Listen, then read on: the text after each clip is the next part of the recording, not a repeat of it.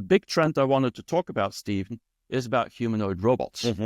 Because that, in my view, 2025 is going to be the breakthrough of humanoid robots in China and probably in the US as well. But what is the definition of breakthrough? Breakthrough what is going to be the result at the end of 2025? Well, it started. Let's start with 2025. It started at the Chinese Gala, the festival, the biggest festival in China, Chinese New Year. There is also always a very big gala, and it's broadcasted on the television. It's the biggest viewed television moment in the world. There's more than 1 billion people watching that gala, and they showed 16 dancing robots from Unitree at that time, synchronized perfectly with girls doing like dances, really nice. You can watch it on YouTube.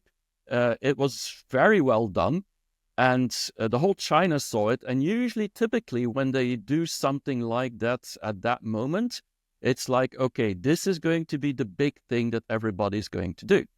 But and Pascal, if I can be a little bit skeptical about it, we've seen so many dancing robot videos in China before.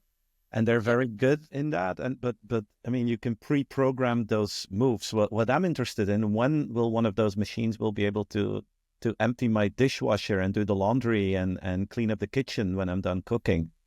How far are we from that point? Well, that's probably a little bit further out, and it's all going to be about cost. And that's where China has a huge advantage. Already now today, the humanoid robot from Unitree is at about $13,000, and they want to get that even down to 40% less. Once it gets around $5,000, $6,000, $7,000, I mean, people are going to start buying these things for consumers. Right now, it's still too expensive, which means that it's mostly for factories and for services like maybe in elderly homes and stuff like that, where people can really benefit from it, where personnel or people are actually too expensive. But there's a few reasons why I believe that the breakthrough is going to happen this year. And one of the main reasons is that from a hardware perspective, it is pretty well already top of its game, meaning that the hardware is ready. So it's all about software these days. And that's, if you see what Unitree does, if you look at the movies online, I mean, it's really cool what they can already do. It's not going to get your dishwasher done yet, but for a factory, a company like GAC, in the Guangzhou Automotive, they already are trying to build these robots to wire cars, so they don't need people inside the cars to make the wires, which is one of the most difficult things to do in car building. And so there's a lot of companies going into that. The most interesting, in my view, is that every electrical vehicle company is going for humanoid robots. Just like Tesla with its humanoid robots? Tesla, exactly the same. But Tesla was, again, the first one to get into that direction. And now it's not just Tesla, it's every single Chinese company is starting to do it. I mean, there's BYD going into there, there's XPeng, there's a lot of companies. So why is that? Is it because these car manufacturers have the expertise when it comes to mechanical engineering to easily They have the expertise, that? But it's also about sensors, so it's about understanding your environment. It's about making hardware and software work together. And this is what China has been working on for years now in autonomous driving. And so this is just the next step. But it's how incredible would it be that if you would take a really long range of history, that in decades from now people would say, oh, BMW, you remember when they made cars? I rode in a BMW. I mean, I'm people said, oh my God, he's so old. He's so old. That we only associate a car brand with a robot. I mean, how cool would that be? Well, actually, the CEO of Unitree, which is called Wang Xingxing, so remember that name, Wang Xingxing.